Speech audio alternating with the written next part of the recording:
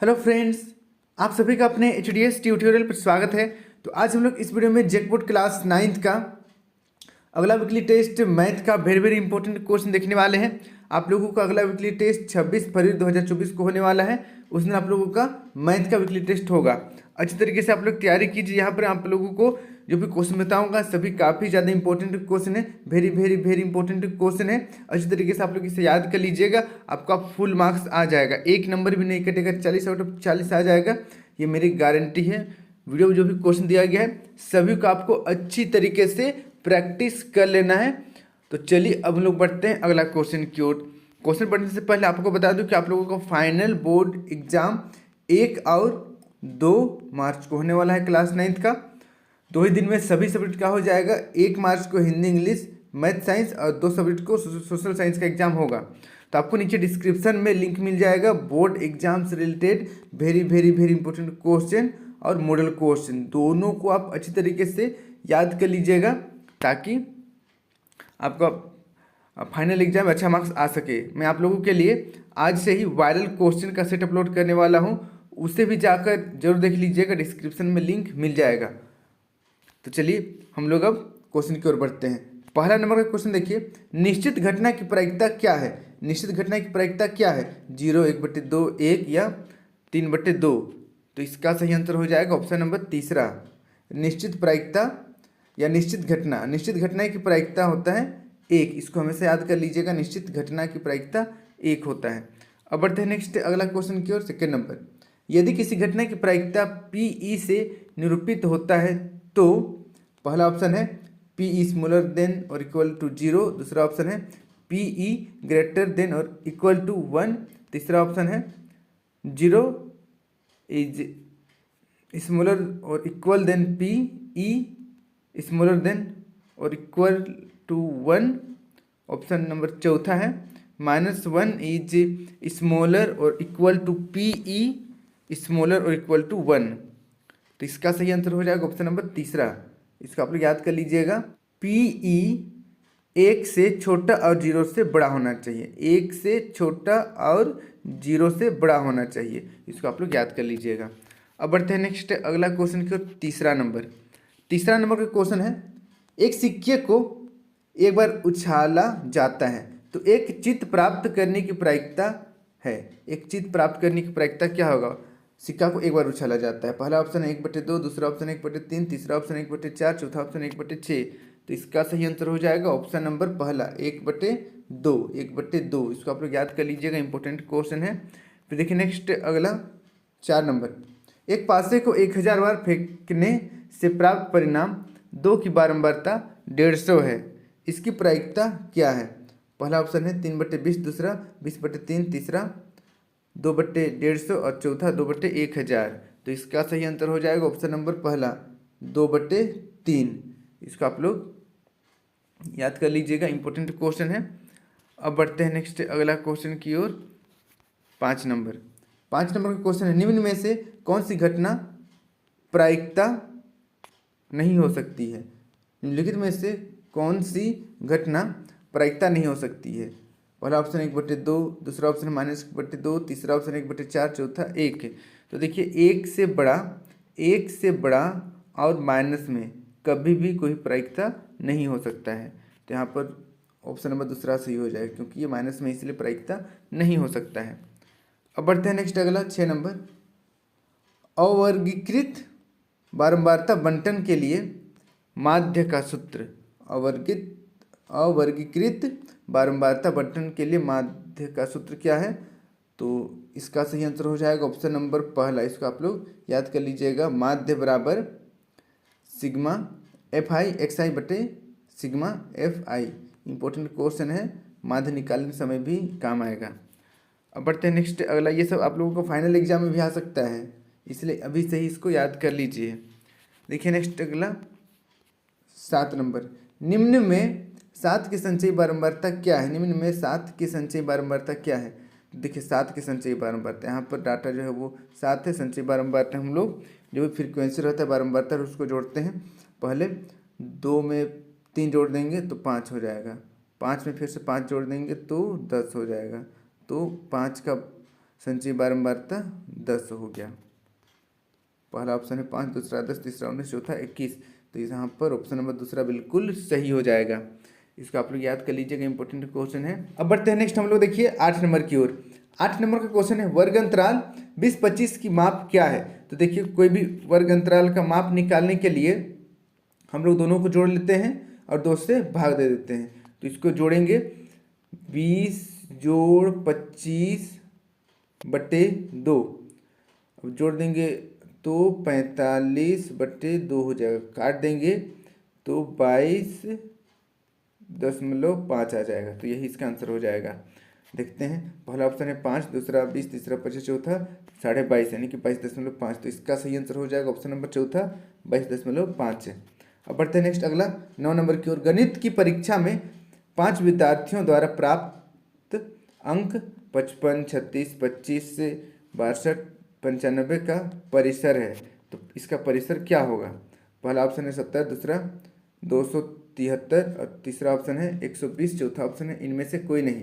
तो इसका सही आंसर हो जाएगा ऑप्शन नंबर पहला 70 इसका परिसर हो जाएगा। इसको भी आप लोग याद कर लीजिएगा, इंपॉर्टेंट क्वेश्चन है।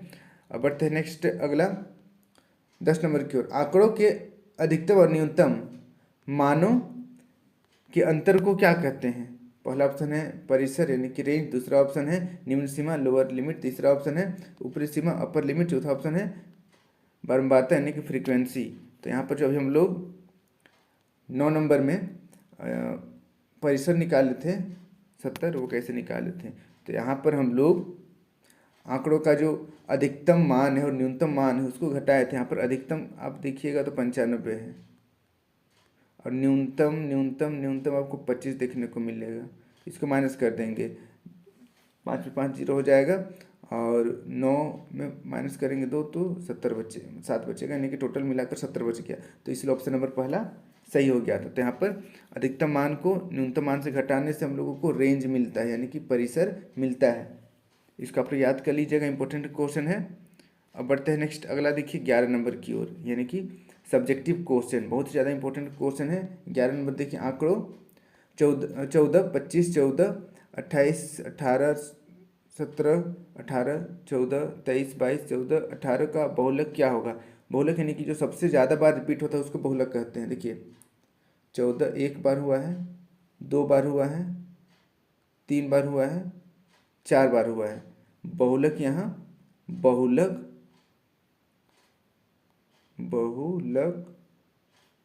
बराबर हो जाएगा 14। बस सिंपल लिख देना है, बहुलक बराबर 14, क्योंकि 4 बार रिपीट हुआ है 14 और कोई भी 4 बार या उससे ज़्यादा रिपीट नहीं हुआ है।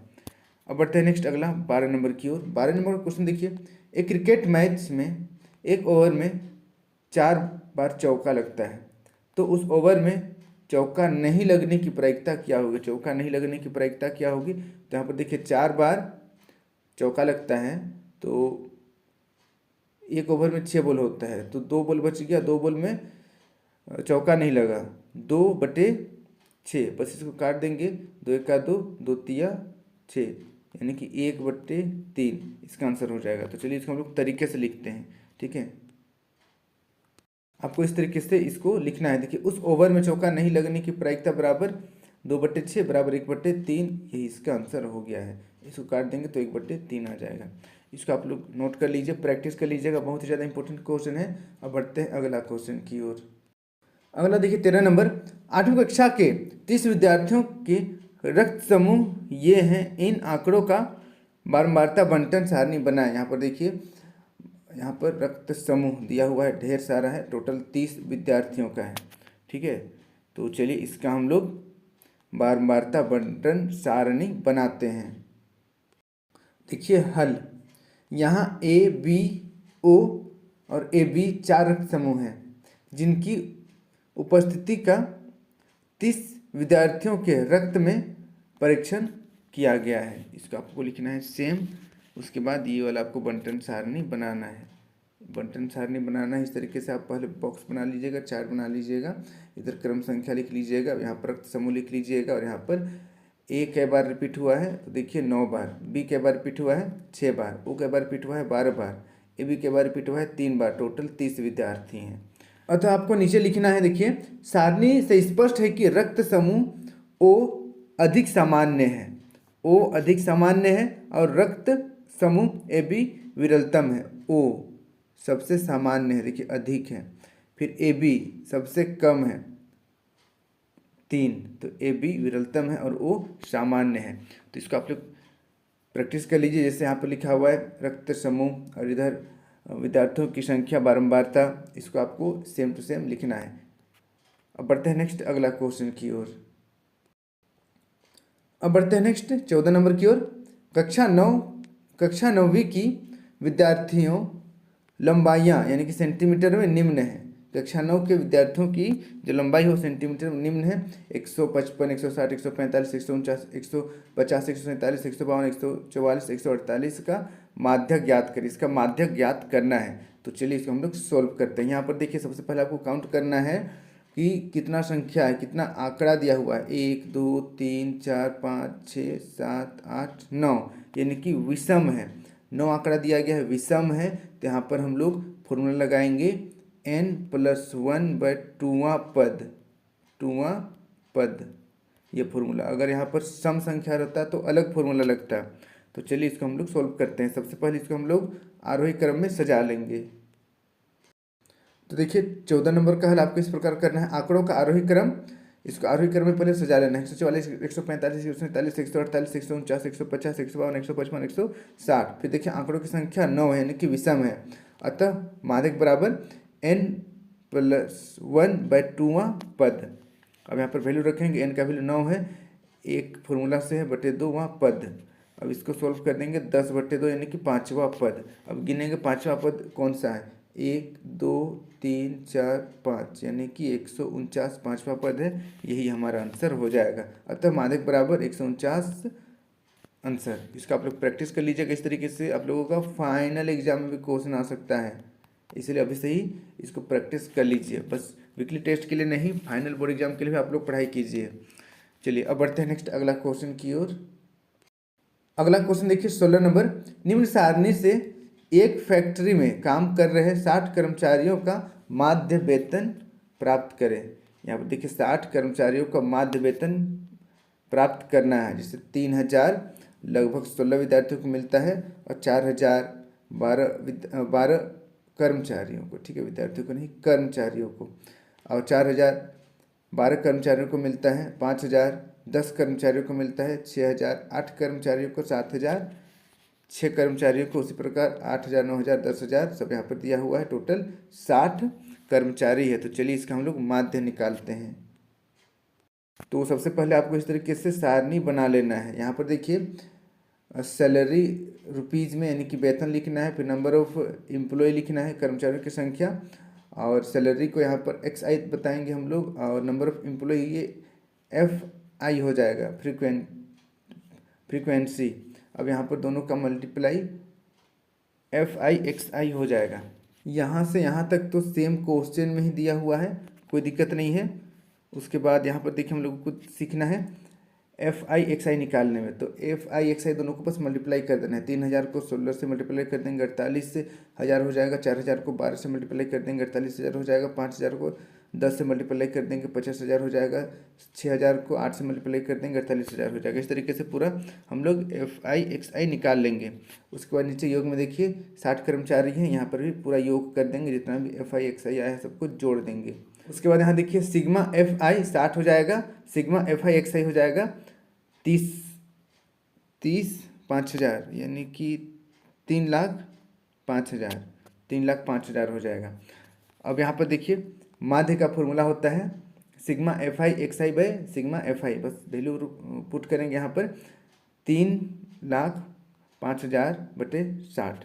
अब इसको सोल्व करेंगे तो 5083.33 आ जाएगा। यही इसका आंसर हो गया है। इसका आप लोग प्रैक्टिस कर लीजिएगा, इंपॉर्टेंट क्वेश्चन है। अब बढ़ते हैं अगला क्वेश्चन की ओर। अगला क्वेश्चन देखिए 16 नंबर। नीचे की सारणी में 400 नियोन लैंपों के जीवन काल दिए गए हैं। इनके लिए पहला देखिए एक आयत चित्र बनाएं और दूसरा कितने लैंपों का होना चाहिए का जीवन काल 700 घंटा से अधिक है। तो चलिए इसको हम लोग सोल्व करते हैं। तो इसको सोल्व करने के लिए सबसे पहले आपको इस तरीके से एक्स और वाई लाइन खींचना है। ये आपका हो गया वाई और ये हो गया आपका एक्स। और यहाँ पर जो आपको हल्का सा इस तरीके से ऊपर नीचे दिख रहा है, आपको भी इसी प्रकार से करना है। इस प्रकार से करने का कारण यह है कि यहाँ से 0 के बाद डायरेक्ट मैं यहाँ पर 300 आया हूँ, यहाँ पर 100 और 200 गायब है। तो यहाँ पर उसको दिखाने के लिए कि यहाँ पर भी कुछ नंबर है, इस तरीके से आपको दिखाना पड़ता है। ये भी आपको करना पड़ेगा। चलिए अब हम लोग बढ़ते हैं। यहाँ पर पूरा लाइन खींचकर हर एक सेंटीमीटर में आप लोग डॉट कर लीजिएगा। डॉट करने के बाद यहाँ पर 300, 400, 500, 600, 700, 800, 900, 1000 लिख लेना है। और ऊपर 10, 20, 30, 40, 50, 60, 70, 80 तक लिख लेना है। अब देखिए सबसे इम्पोर्टेंट 300 से लेकर 400 घंटा जो है वो 14 लैंप जलता है या उसका जीवन काल है। उसी प्रकार 400 से 556 लैंपों का जीवन काल है। उसी प्रकार सबको यहाँ पर पूरा मेंशन कर देना है जैसे क्वेश्चन में दिया हुआ है। इधर लैंपों की संख्या लिखना है, ये आपका हो जाएगा वाई को भी दिखाना है। और इधर जीवन काल घंटा में एक्स हो जाएगा। जैसे यहाँ पर 300 से 400 के बीच में यहाँ पर 14 लिखा हुआ है, उसी प्रकार से 400 500 के बीच में आपको 56 लिखना है। उसके बाद 60 लिखना है। उसके बाद यहाँ पर 86 तक लाना है, लगभग 86 तक ले आइएगा। उसके बाद 74 तक लाना है, 62 तक लाना है, फिर यहाँ पर 48 तक लाना है। सबको करने के बाद यहाँ पर नीचे लिख देना है आयत चित्र, क्योंकि ये आयत चित्र है। अब देखिए सेकेंड नंबर का क्वेश्चन, 700 घंटा से अधिक जीवन काल कितना का 700 घंटा से अधिक है। 700 घंटा से अधिक, यहाँ पर 700 घंटा है, 700 घंटा से अधिक 1 2 3 गायत का, तो तीनों को जोड़ देंगे। 74, 62 और 48 को जोड़ देंगे तो यहाँ पर हम लोगों को 184 मिलेगा। 184 यही इसका आंसर हो गया। तो यहाँ पर जितना भी क्वेश्चन मैंने बताया है सभी काफ़ी ज़्यादा इंपॉर्टेंट है, वेरी इंपॉर्टेंट क्वेश्चन, इसको आप लोग याद कर लीजिएगा। और यहाँ पर देखिए और एक चीज़ मिस हो रहा है, पैमाना को भी आपको दिखाना पड़ेगा। एक एकक बराबर 10 लैंप और एक एकक बराबर एक एकक बराबर 100 घंटा।